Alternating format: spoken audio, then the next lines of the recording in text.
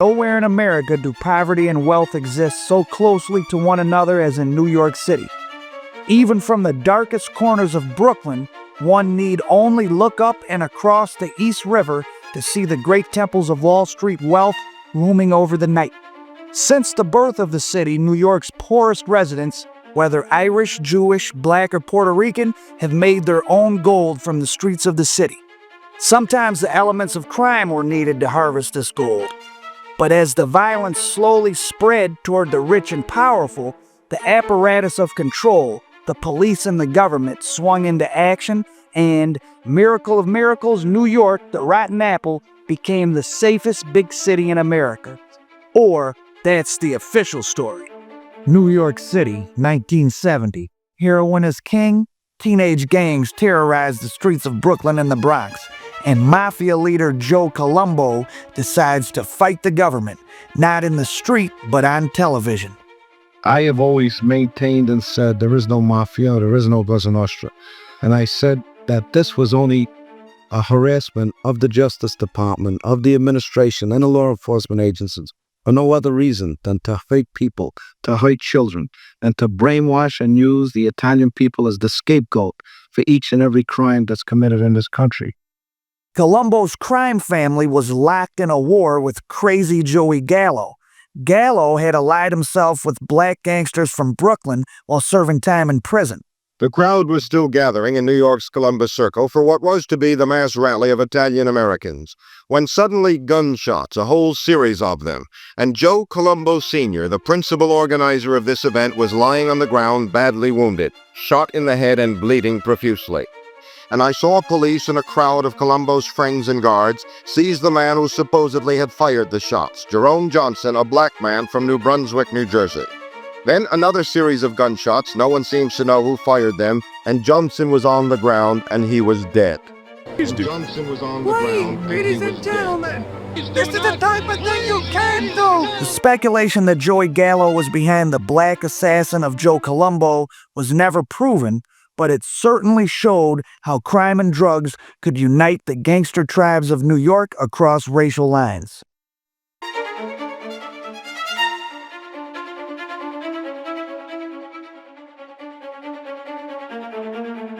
Cheap heroin washed over the city, courtesy of the Italian Mafia, and the police department was so notoriously corrupt that the Knapp Commission was set up to investigate the widespread bribery that organized crime used to insulate themselves from the law.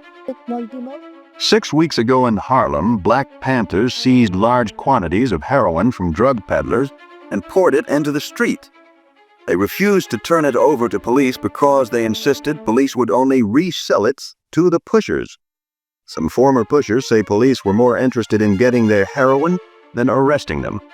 On one occasion, I was dealing drugs, and they came and took all my drugs and just let me go. Who's they? The police. Our investigation has certainly shown that we are not dealing with a few rotten apples by any means. But it's not the rotten apples, it's the barrel. Puerto Ricans had been granted U.S. citizenship in 1917, and after the war, they became the largest group coming into New York.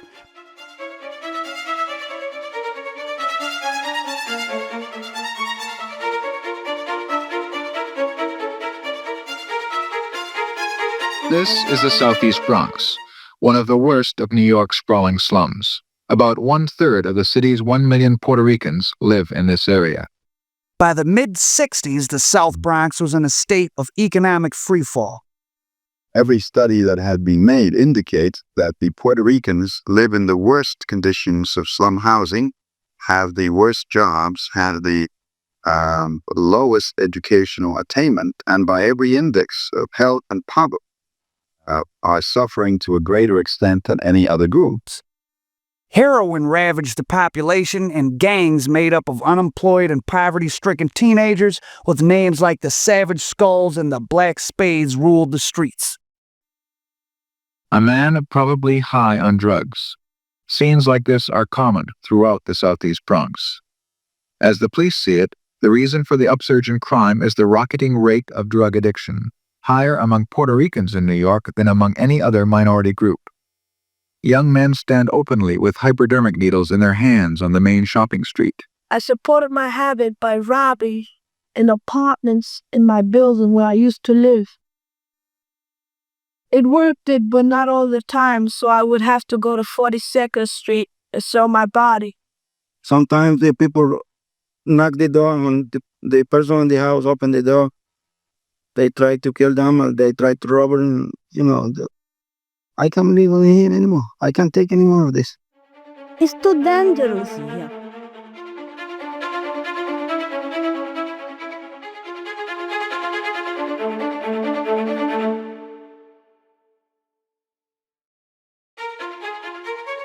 Harlem has always been the capital of Black America, the seat of power for many of its greatest leaders, Marcus Garvey, Adam Clayton Powell, Malcolm X.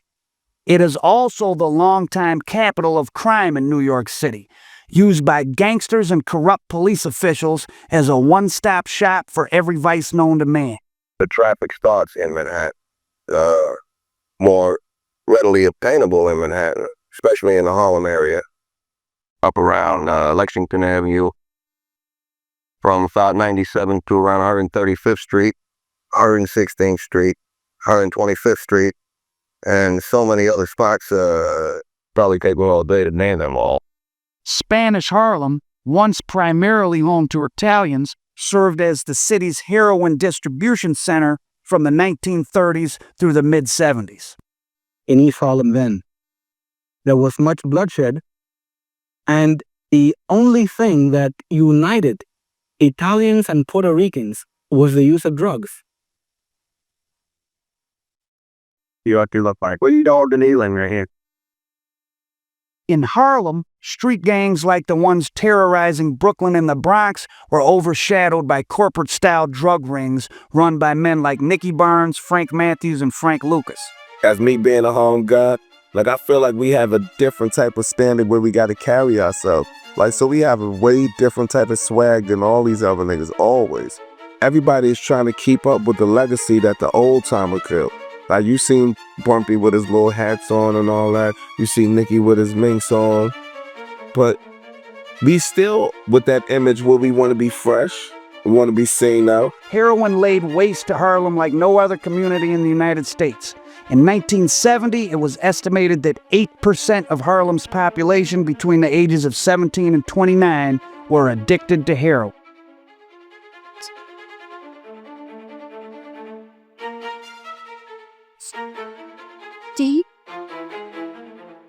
The devil's rebels, the dirty ones, the crazy homicides, the turbans, and the tomahawks.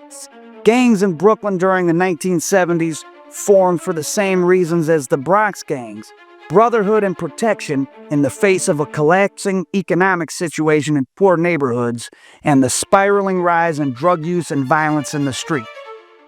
Like our family wasn't really there for us, so our family was the gang. Worse. Right, you know what I'm saying? We were gang busting together, and I loved it, and I still love it, and I'll always love it.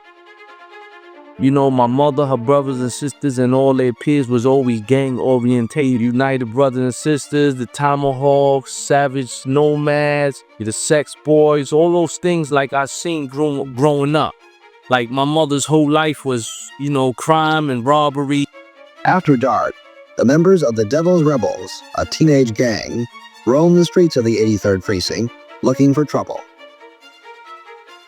This is how the night starts for the Devil's Rebels, with heavy drinking. They drink beer and wine, and they pop pills, uppers and downers.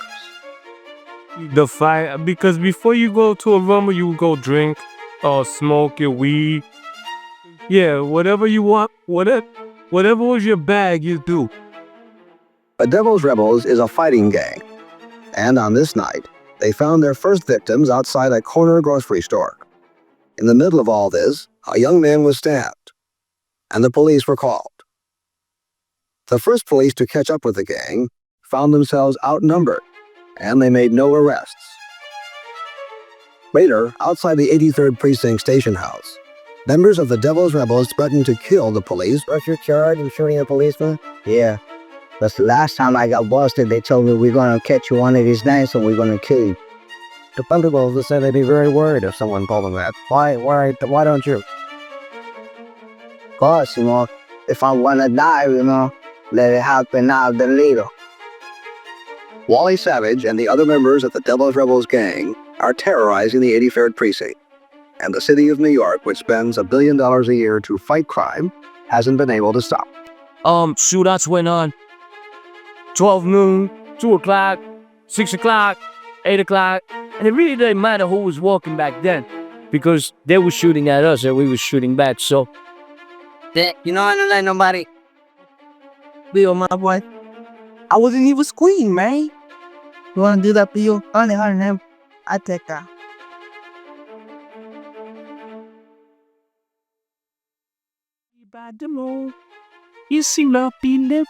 In Sunset Park, sandwiched between Bed-Stuy and Bensonhurst, gangs like the Assassinators formed in the late 1960s and roamed the increasingly dangerous streets.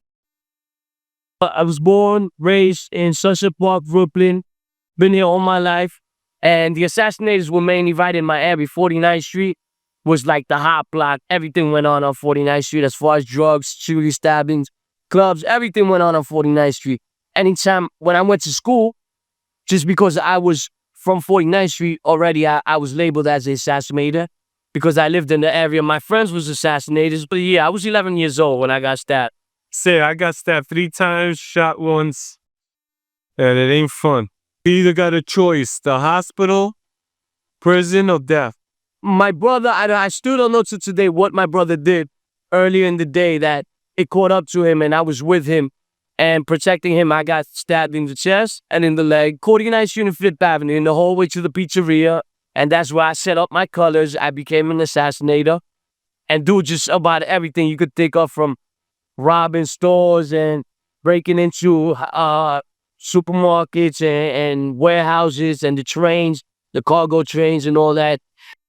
In every borough, muggings and robberies became commonplace. On a typical night, at least 100 people are mugged on the streets of New York City.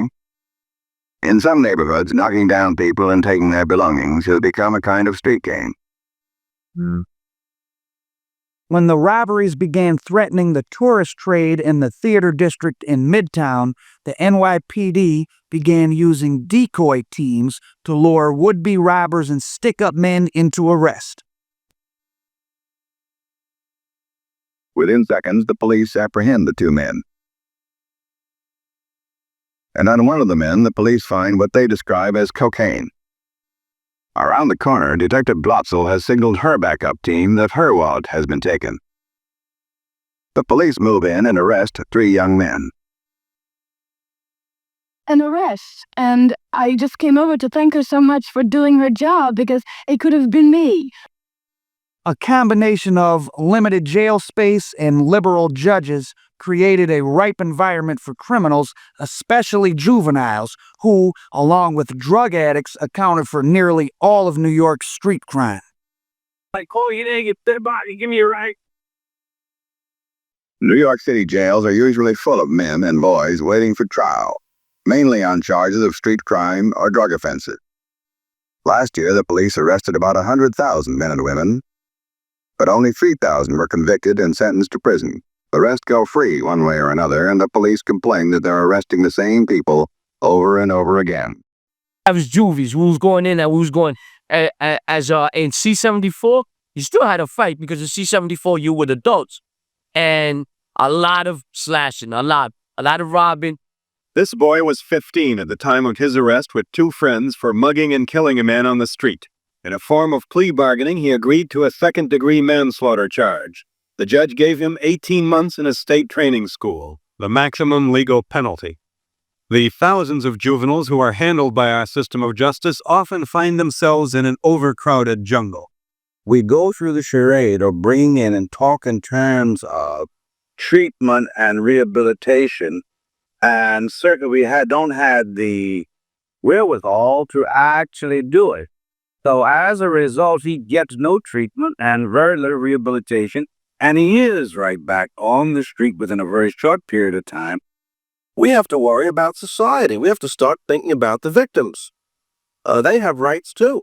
We have to confine these hoodlums and protect society.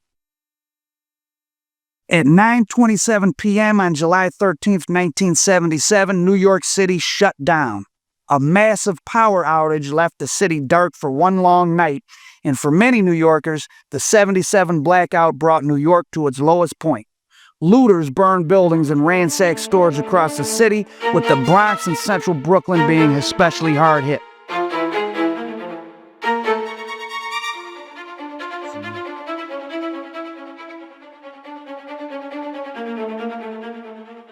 Black power here. You get that powerful. 1,037 fires were reported. 3,700 arrests were made. The blackout cost the city over $300 million and helped cost Mayor Beam his job, as Ed Koch was later able to unseat him in the 1978 election by running as the tough-on-crime candidate.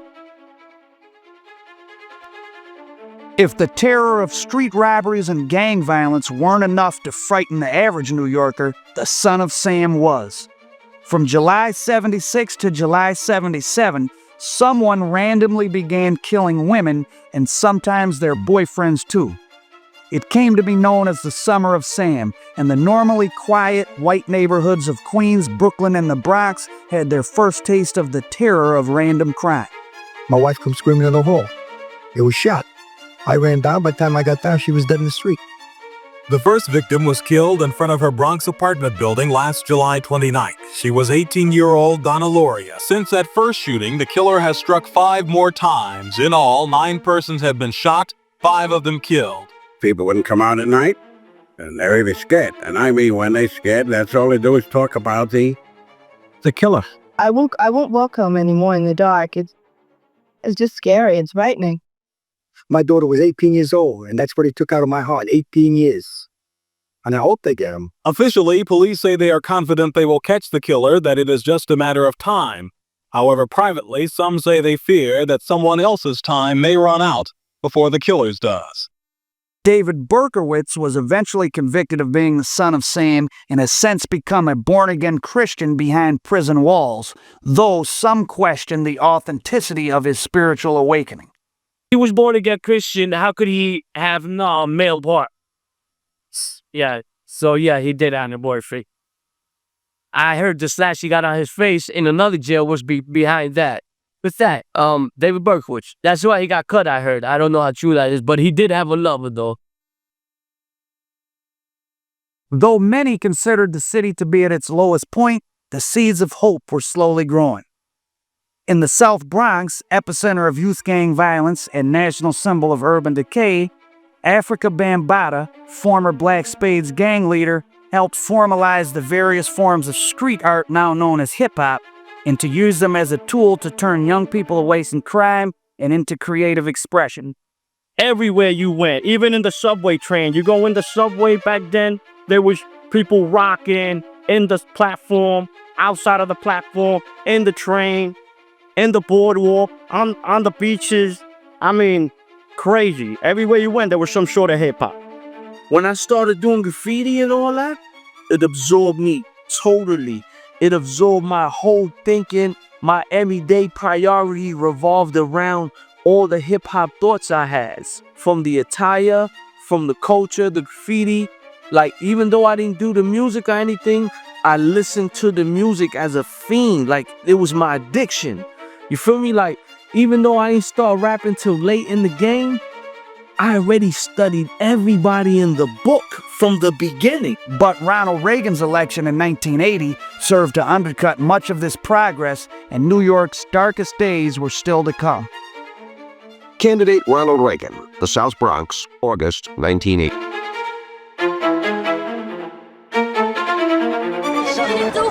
I'm trying to tell you, I can't do a damn thing for you if I don't get elected.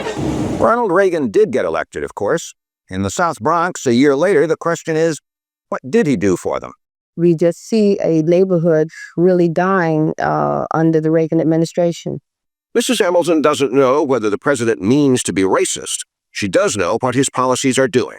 Certainly, the indications of where he's putting his appropriation is hurting the Black community. So if one would deduce from what he is doing, you would come to the fact that it's a racist situation.